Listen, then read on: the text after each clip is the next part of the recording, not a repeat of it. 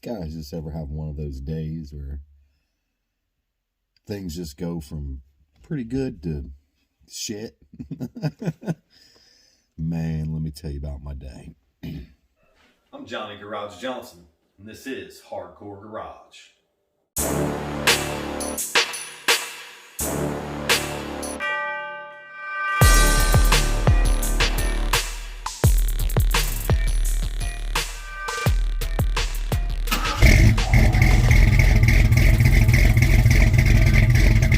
You guys know I do garage doors if you pay attention.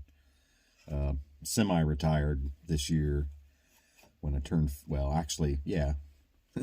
I turned 50 in December. I went ahead and in 2021, since I was 50, I decided I was semi-retired and I wasn't doing any installs or sales of garage doors, just maintenance, openers, stuff like that.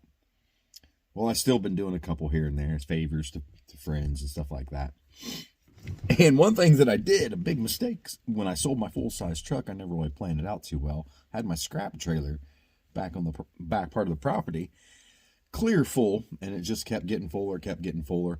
Finally, yesterday I asked my dude, when we got done doing the doors, would he mind towing the trailer to the junkyard, and, we'll split the money.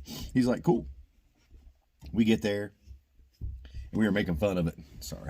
Making fun of it the whole entire time on the way there, that we're going to probably get like $14 or something, because scrap just hasn't been good prices for a while. Anyway, get there, unload like 3 or 4 things, and I turn and step into a jagged edge of steel where somebody had cut the front clip off of a car or truck or whatever it was, and they had torched it, and it was just straight jagged, and it just sliced me open. I'll put a little clip in here of the of what it looked like. I basically had a vagina on my leg. That's what I said. I mean, it all the layers of skin, just was instantly white meat inside. It was just nasty, and before it could even bleed, and I'm not my wife or the guy, my boy that was with me would tell you, I ain't the one when it comes to stuff like that. I mean, I performed as best as I could. Said I reached down really quick and put my hands on each side of the front of my leg and squeezed it. I mean, it was this big, man. I squeezed it together, so I'm holding it like this, and I look up at him, and I'm sure I'm probably flushing out already. And he runs to the truck and gets some paper towels, napkins, whatever they were, and some duct tape. Comes back. I tell him he's going to have to pull my gloves off so I can hold it better. And he pulls my gloves off one at a time as I'm holding it with one hand and he's holding it with the other. And it was, I don't know, it seemed like it happened really, really quick. But got it taped up, and then, I was going to continue to help unload. And he's like, no, you get in the car or in the truck. You don't look good. And I'm like, and I didn't feel well, but, I didn't want him to have to unload this trailer. It ended up being like 3 tons that we had on there. Or no. Yeah, 3 tons. It was, no, that'd be 6,000 pounds. It wasn't that much. It was 3,000 pounds. So 1.5 tons or something like, right? Yeah. So anyway, I got in the truck and I'm burning up hot, man. He turned the air conditioner on for me and I'm just sweating. I call my wife and I say, you got to come get me. She comes, I don't know where she was. It seemed like it took a while. He basically got the trailer unloaded and we were pulling out as she was pulling in. I jumped in the car with her.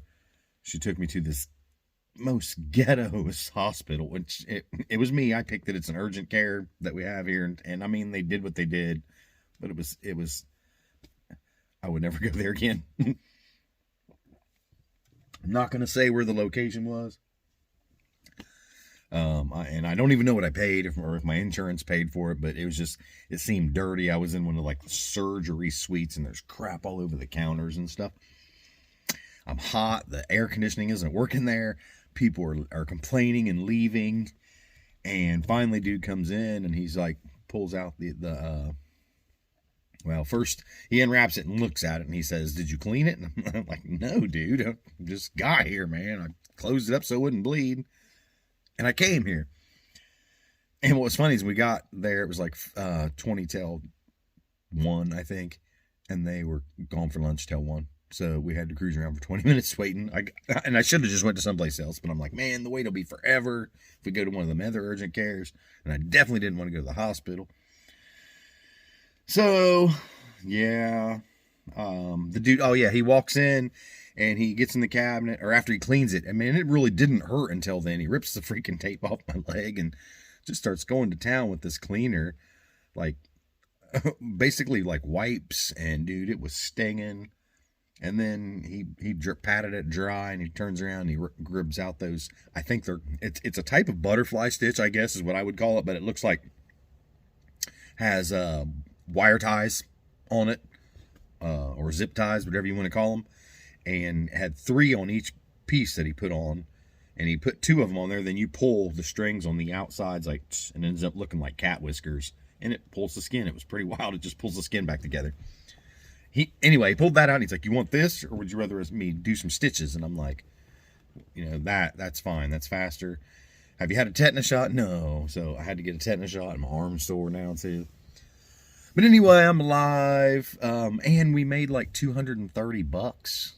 I told him to keep it all, and he didn't. I guess didn't feel good about keeping that much money or whatever. But so he had set my stuff out in front of the house with money, and that's pretty much how my day went. And then they called and said that, hey, the Sonoma is ready to be picked up. I'm like, oh man, I can't do that. I'll be in tomorrow.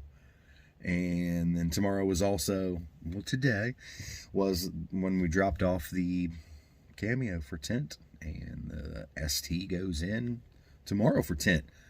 So we're still progressing, even though not getting very far. And as far as the Typhoon, I'm still waiting on those studs. It's going to be a long process. I know there's people out there that can build a motor in a weekend and fix a motor in a weekend, and I don't know how long this is going to take, and I'm trying not to stress about it. Why don't you guys help me not stress about it by not...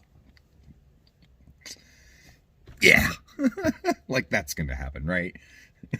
I know you mini truckers are sarcastic asses. Us mini truckers are sarcastic asses. So do what you got to do. It's motivating, Occasionally I get a little frustrated, but it's usually because I'm in a bad mood or something like that. But normally people screwing with me about stuff like that is a big motivator, because you got to have people riding you. It's just the way it is. Y'all take it easy. Keep on trucking.